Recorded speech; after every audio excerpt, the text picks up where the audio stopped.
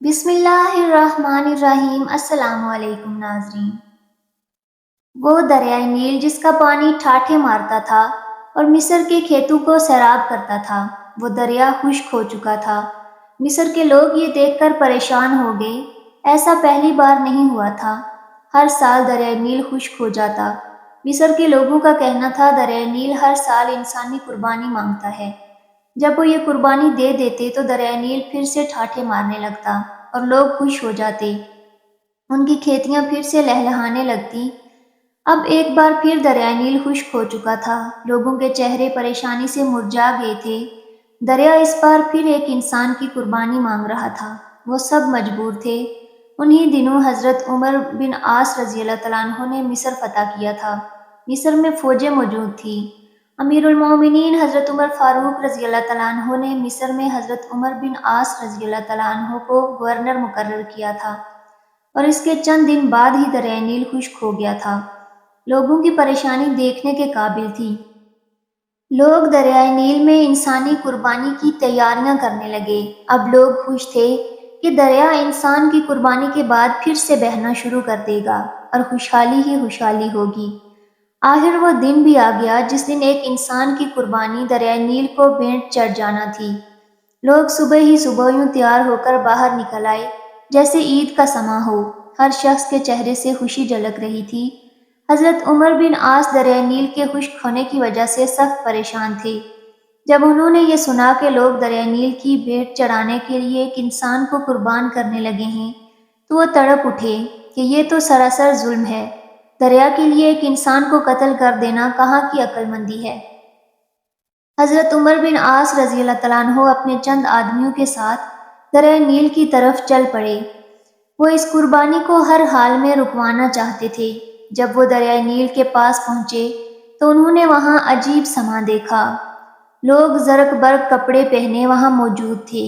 ہر شخص کے چہرے پر خوشی تھی۔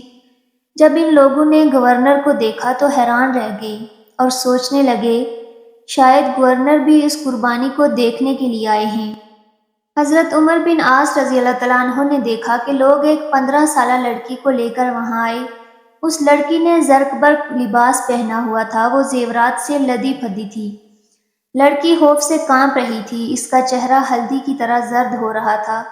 لڑکی لڑکھڑاتے قدموں سے آگے بڑھ رہی تھی۔ وہ لرزتی کانپتی ہوئی لوگوں کے ہمراہ دریا کے کنارے پر پہنچ کر رک گئی۔ اس نے مڑ کر اپنے بوڑھے باپ کو دیکھا۔ باپ کی آنکھوں میں آنسو تھے۔ وہ مجبور تھا۔ لوگ اس کی بیٹی کو گھسیٹ کر موت کے منہ میں دھکیل رہے تھے۔ وہ کچھ نہیں کر سکتا تھا۔ اپنی بوڑھی آنکھوں سے بیٹی کو موت کے منہ میں جاتے ہوئے دیکھ رہا تھا۔ لڑکی کی ماں تو غم سے نڈال ہوئی جا رہی تھی۔ لڑکی ہاتھ چھڑا کر اپنے باپ کی طرف دوڑی۔ لوگ اس کے پیچھے بھاگ کھڑے ہوئے اور لڑکی کو لے کر پھر دریا کے کنارے پر لے آئے۔ لڑکی رو کر لوگوں سے التجا کرنے لگی، مجھے چھوڑ دو، میں مرنا نہیں چاہتی۔ لوگوں نے اسے مضبوطی سے پکڑ لیا۔ اب حضرت عمر بن عاص رضی اللہ تعالیٰ عنہ کے صبر کا پیمانہ لبریز ہو چکا تھا۔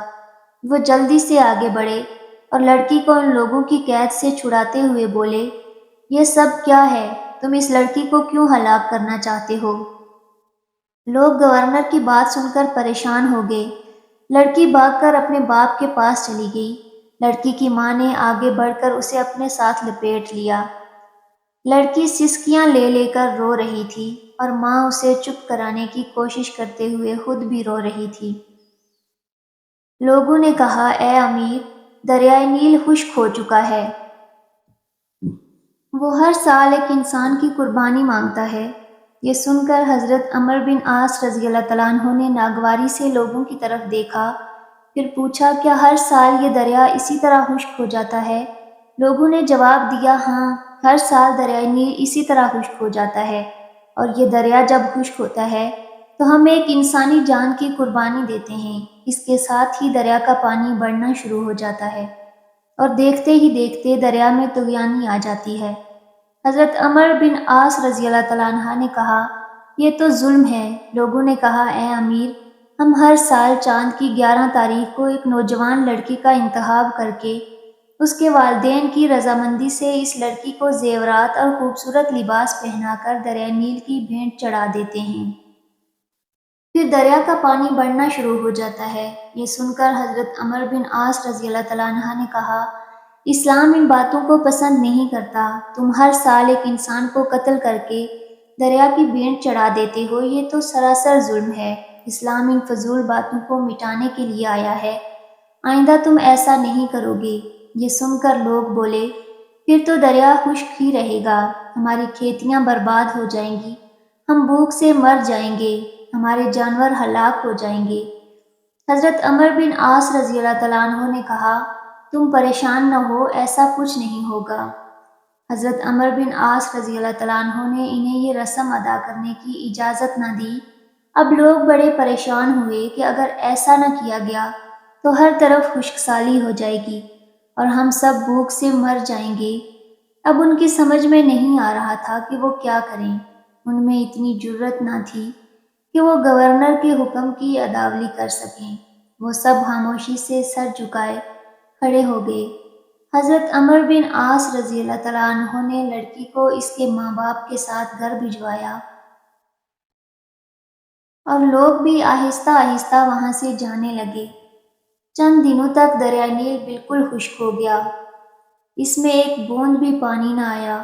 لوگ بوکھلا گئے، ان کی کھیتی باڑی دریائے نیل کے پانی سے قائم تھی۔ اب تو دریا خشک ہو چکا تھا، زمین بنجر ہو گئی، لوگ فاقوں سے مرنے لگے، جانور چارہ نہ ہونے کی وجہ سے تڑپ تڑپ کر مرنے لگے۔ یہ دیکھ کر لوگوں نے مصر سے نکل کر ادھر ادھر دوسرے علاقوں کا رخ کیا۔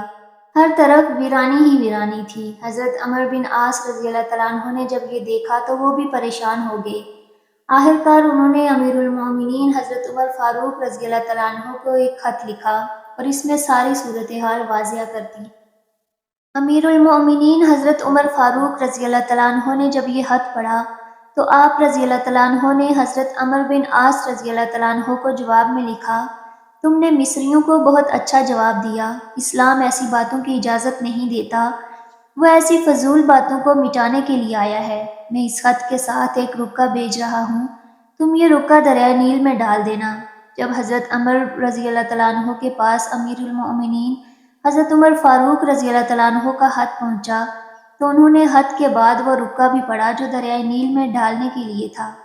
اس میں لکھا تھا، یہ خط اللہ کے بندے عمر بن خطاب رضی اللہ تعالیٰ عنہ کی طرف سے دریائے نیل کے نام۔ اے دریا، اگر تو اللہ کے حکم سے بہتا تھا تو ہم بھی اللہ ہی سے تیرا جاری ہونا مانگتے ہیں، اور تو اللہ کے حکم سے جاری ہو جا، اور اگر تو خود اپنی مرضی سے بہتا ہے اور اپنی ہی مرضی سے رک جاتا ہے تو پھر تیری کوئی پرواہ اور ضرورت نہیں ہے۔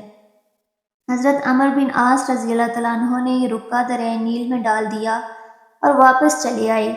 جب صبح مصر کے لوگ بیدار ہوئے تو یہ دیکھ کر حیران رہ گئے کہ اللہ تعالیٰ نے دریائے نیل کو اسی طرح جاری کر دیا ہے، بلکہ اب تو دریا میں پانی پہلے سے زیادہ چڑھ گیا تھا اور دریا میں طغیانی آئی ہوئی تھی۔